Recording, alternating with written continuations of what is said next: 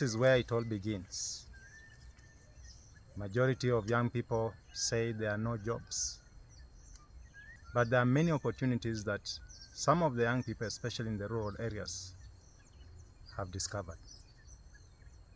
And this sugarcane activity is one of them.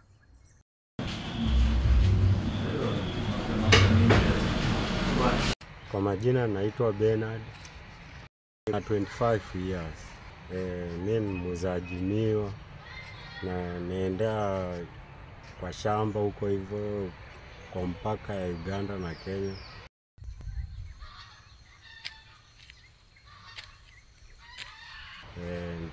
Naenda kukomboa ndio niletee watu hapa town. Majina yangu kamili ni John Oma Tegesa. Toka Blokon Village, naenda paka Busia town na tembesa miwa yangu nikiuza polepole.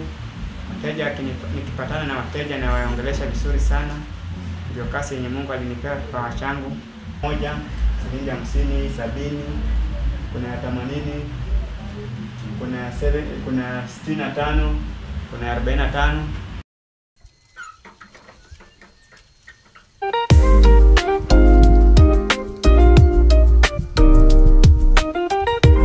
Nimefanya kwa muda wa mwaka mmoja hivi na nusu.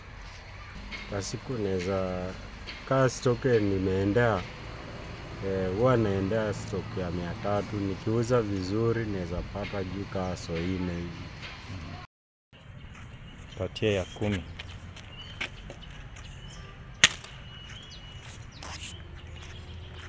Hii ni ya 10. Mimi naimiza vijana wajitolee kazi yote.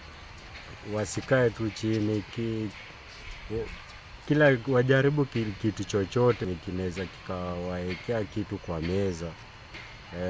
Wasikae tu bure chini.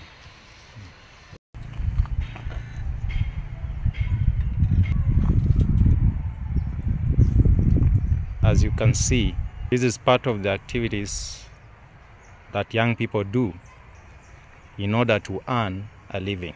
This young man is giving a challenge to many, going for kilometers, looking for sugarcane to come and sell to earn an honest living.